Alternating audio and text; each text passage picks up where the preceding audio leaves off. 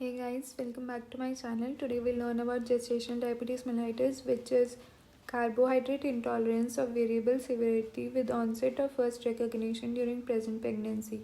These women already suffer from impaired beta cell dysfunctions, but they remain undetected. So they basically consider type 2 pre-existing type 2 diabetes. GDM risk assessment should be done at the first prenatal visit. Low risk women are women with age less than 25 years. Weight is normal before pregnancy. They don't have any history of abnormal glucose metabolism. They don't belong to any ethnic group with prevalence of GDM, and they don't have any known relative with diabetes. It is essential to perform OGTT test during 24 to 28 weeks of pregnancy. Average risk women are women with some risk factors.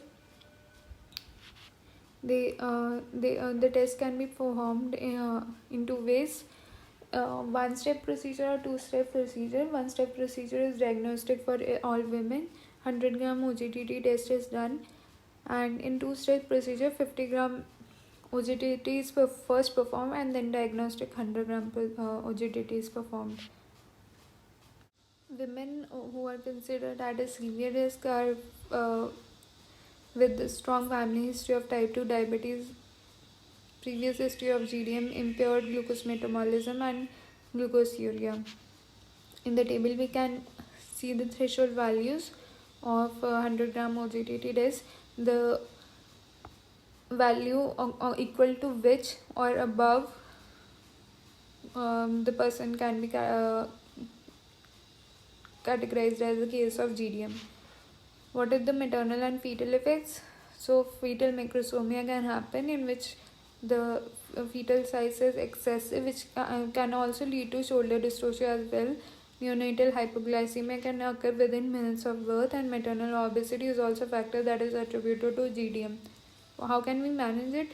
Diabetic diet, exercise, and glucose monitoring should be done in every woman, should be advised to every woman. Diabetic diet includes a carbohydrate control diet sufficient to maintain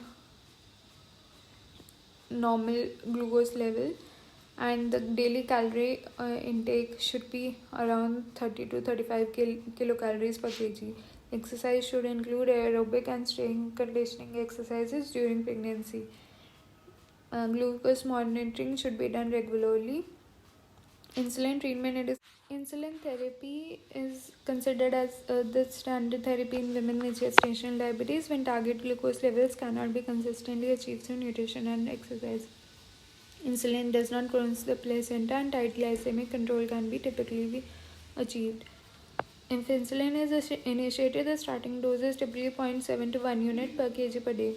Oral hypoglycemic agents like metformin and glyburide can also be used for treatment of gestational diabetes. What are the long-term effects on the mother and the baby? Nearly 50% of women with GDM would develop overt diabetes over a follow-up period of 5 to 20 years. Women with fasting hyperglycemia have got worse prognosis to develop type 2 diabetes and cardiovascular complications.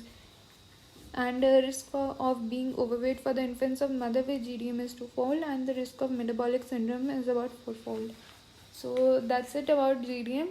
If you have any questions, you can ask in the comments below, and thank you for watching. We'll see you in the next video.